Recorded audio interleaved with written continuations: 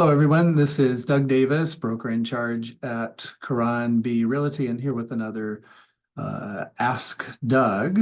And uh, if you are liking these Ask Doug platforms, I'd love to have you subscribe or give me a big like. It certainly helps, and appreciate that.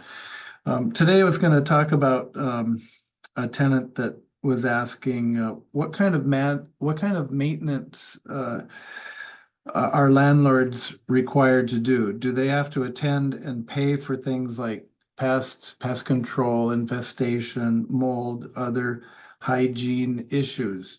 What is the responsibility of the landlord and the tenant for these sorts of things? So, well, pest, let's say that. Um, in the First of all, you'd have to check your rental agreement in the printed portion and or the list of things that maybe a landlord would add or a property manager would add to the list, and see if it's already specified. Past would usually be on a normal rental agreement, but that's in Hawaii, but maybe not in the other states. So you'd have to check on your own rental agreement.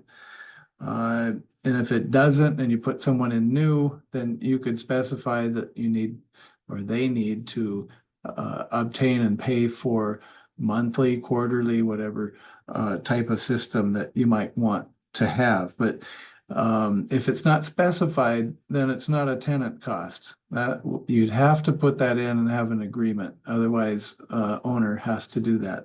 So that would be pests. That could be roaches, all kinds of different bugs, maybe mice, rats. You want to add that to the thing.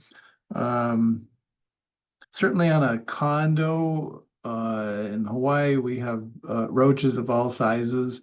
And so it'd be good to have a monthly service for that sort of thing. If you have a single family house, you want to be looking at all kinds of perimeter pest control, both inside and outside, rats and mice with the traps, and you want to attend to termites. So maybe you want to have ground treatment and dry treatment inspections.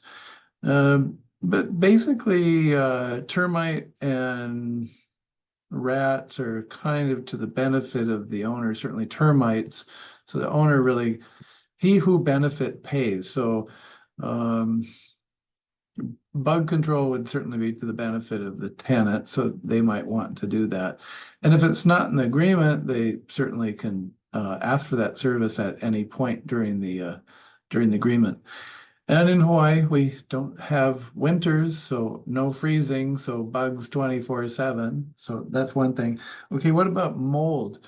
Mold, well, mold is usually associated with some sort of leak. There has to be water to have mold. So if there's a leak, that's really going to be an owner cost, unless it's some kind of leak like the tenant left the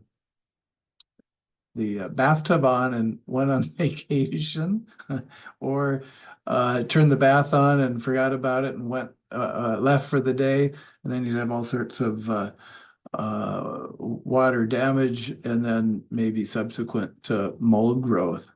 And so who did it would pay. But those sorts of things will almost always involve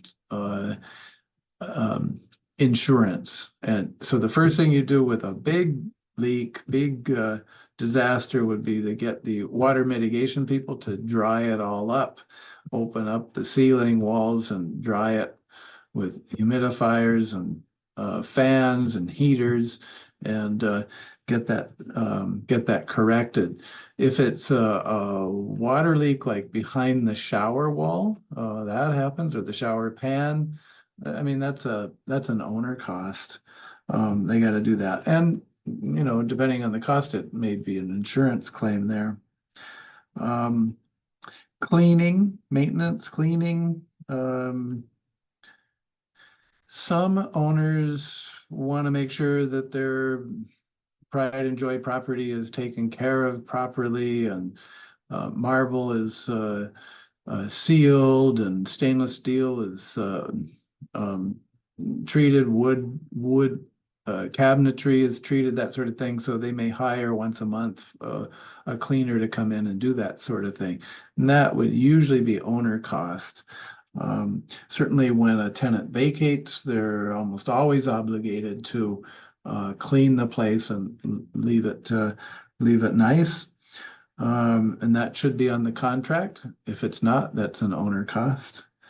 And then there's extraordinary things. California just had a ton of rain, and there's mud flows and water damage, rivers overflowing, that sort of thing. That certainly would not be a tenant cost. That's extraordinary. That's an owner cost, and for sure an insurance claim. So all of these different types of things, you got to look at your contract first and see what it says.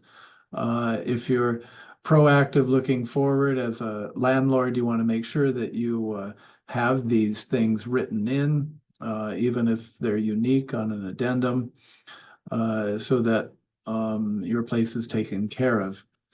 And these things happen from time to time. So again, reference your contract, see what it says, and then you'll know who has to pay what.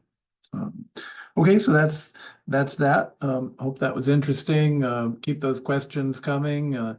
Please like me and subscribe to my YouTube channel. And if you have any real estate needs, buying, selling, or property management, love to hear from you and your questions. Okay, until next week, talk to you soon. Thanks.